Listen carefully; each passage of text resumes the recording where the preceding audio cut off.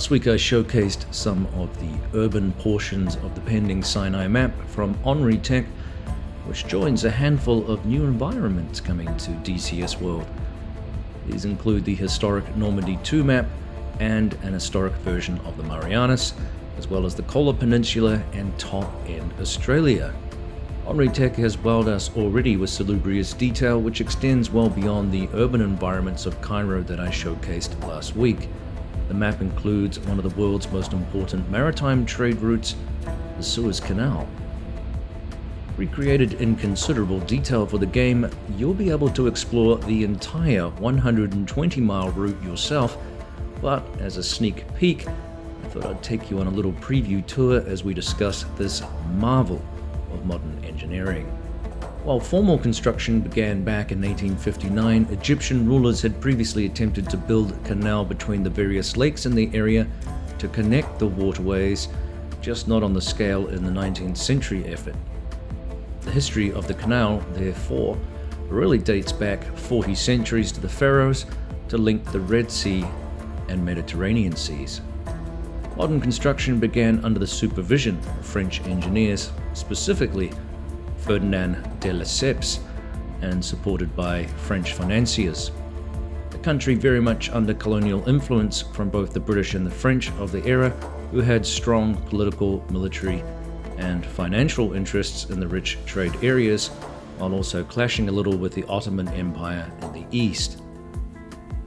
Ironically, the British were entirely opposed to the construction initially, seeing it as a threat to their domination of world maritime trade routes until they bought significant stocks in the canal in the 1870s after it was completed. This move later allowed Britain to seize control of the canal from French interests when Egypt went bankrupt and Britain invaded in 1882. The Anglo-Egyptian Treaty was signed granting Egypt independent sovereignty, except for that little waterway bit. That's ours to control. British occupation of the area didn't cease until 1956, when Egypt nationalized the canal and sparked war with the fledgling Israeli nation, until US intervention forced Israel, France, and Britain to cease further hostilities with Egypt. That story might be for another chapter. The canal's construction was seen as a huge source of potential revenue for the Egyptian nation when it first began, who took loans of about half of their annual GDP to secure interest in the initial construction when financial investment from other nations dwindled. It was a risky gamble that ultimately paid off, albeit with, as you're probably aware, tumultuous period of wrangling between colonial interests and conflicts with surrounding nations right up until the 1970s. Taking 10 years to build, initially using tens of thousands of forced laborers before machinery was brought in after forced labor was banned, the construction removed 74 million cubic meters of soil, and it was finally open in 1869, allowing ships of all nations to pass through, albeit initially only one way. Ships of the era were around 4,000 to 5,000 tons, and the passage time took about 40 hours until the introduction of enlargement, bypass bays, and importantly a convoy system to pack ships and trail to better organize ship movement through the passage. This transit time was reduced to around 13 hours by the early middle 20th century, which is significantly better than the 10 plus days to sail around Africa, a journey of some 7,000 kilometers. The canal connects the port towns of Suez to the south and Said in the north end, thus joining the Red and Mediterranean seas. As you'll see as we fly over the canal, it's not exactly a straight cut, but actually includes numerous bends connecting the various lakes in the area, including Great Bitter Lake and Little Bitter Lake, which aided in the construction process. One of the critical features to the success of the construction was survey work determining that the two ports at either end were level. This eliminated the need for locks and pumps to raise and lower ships and water through the system. Compare that with the 12 locks needed in the Panama Canal, which limits the speed in which ships can actually transit through the canal. It was a pretty impressive survey measurement for the era to secure the feasibility of the project, the cost of which actually doubled during the construction process. The representation here that Henri Tech has done to flesh out the canal is absolutely impressive.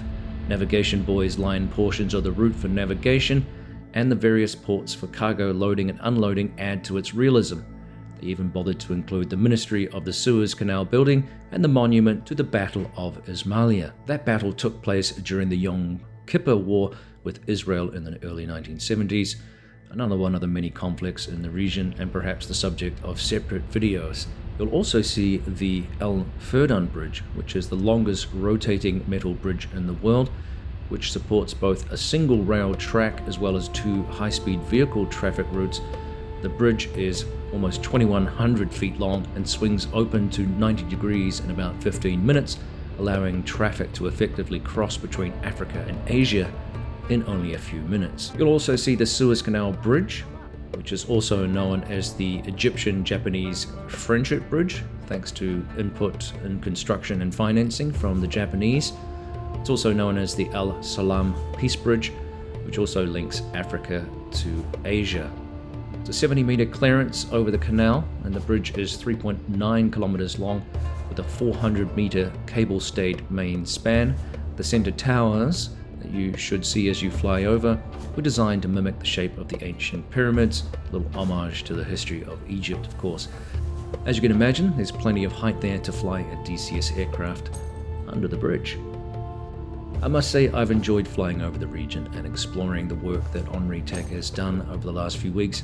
I had a lot of questions about performance in the last video that some of you may have watched, and while I do get the odd frame rate drop from time to time, especially in that Cairo area with so much detail, the overall performance of the map is absolutely fantastic.